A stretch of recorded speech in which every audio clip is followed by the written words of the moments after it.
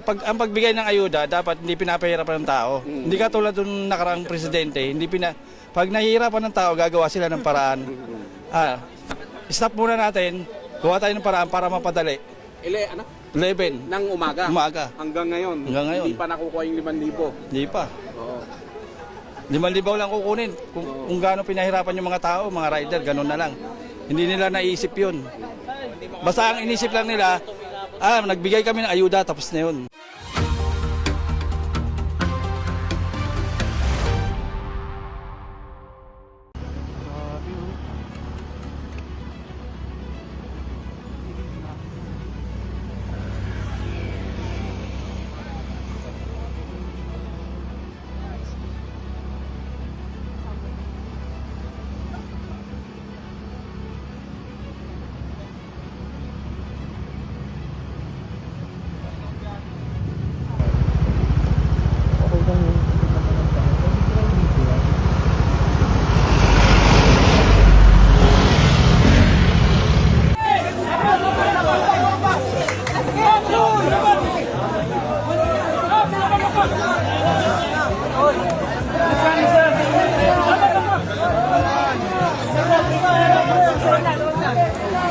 Kaya mo yan!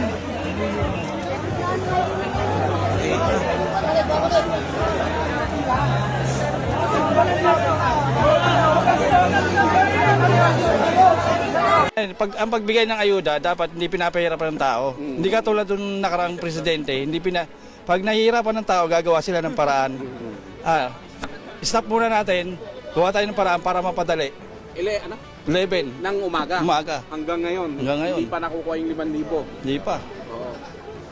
5,000 lang kukunin. Kung gaano pinahirapan yung mga tao, mga rider, ganun na lang. Hindi nila naisip yun. Basta ang inisip lang nila, nagbigay kami ng ayuda, tapos na yun. Ilang oras ka na nakapila? Almost 13 hours na po. 13 hours. Yes. Bakit umabot nagtyaga ka ng ganong katagal? Dahil sa 5K na yan! Gcash, online. Online wallet. Para walang pila. Para walang pila. Para walang naghihintay dito ng mga tao!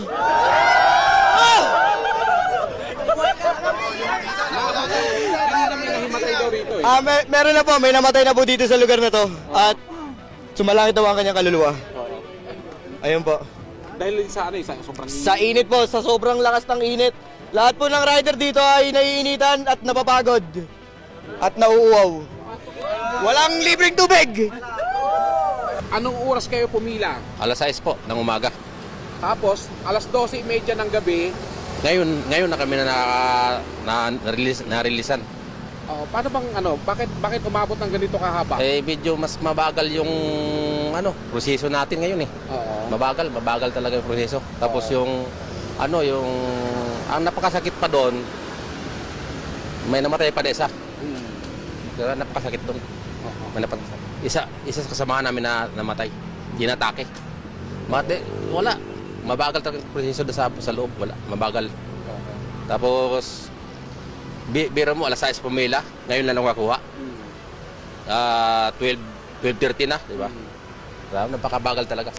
Sobrang haba na ng pila ng mga driver dito sa QC Circle na kukuha ng unclaimed benefits sa ilalim ng cash relief assistance ng DSWD. Mula Commonwealth Avenue, halos umabot na sa bahagi ng Visayas Avenue ang dulo ng pila ng mga kukuha ng 5,000 pisong cash aid sa DSWD ngayong araw sa Quezon Memorial Circle. Ayon sa mga tauhan ng QC Traffic and Transport Management Department, alas 3 pa lang ng madaling araw kanina, mahaba na ang pila. Kabilang sa mga maagang nagtungo rito ang tricycle driver na si Aldrin Rosario na galing pa raw ng Urbistondo, Pangasinan. Hindi niya raw nakuha noon ang kanyang ayuda dahil mali ang detalye ng kanyang birthday. Ang problema, alauna pa pala ng hapon ang simula ng bigayan ng unclaimed benefits para sa mga nasa ilalim ng TODA at JODA. Ganyan din ang problema ng magkakaibigan tricycle driver na galing naman ng Novaliches. Pero kung tutuusin, hindi raw sila dapat na problema dahil tama naman ang mga dokumento na ipinasa nila at hindi sila ang nagkamali sa pagproseso nito. Ang TNVS driver naman na si Orlando Bongalos, nakaapat na balik na raw pero hindi pa rin niya nakukuha ang kanyang ayuda. Narito ang kanilang mga pahayag. Ngayon sir, hiram pa ng pamasahe, ganun. para lang makuha yung pera dito, sir.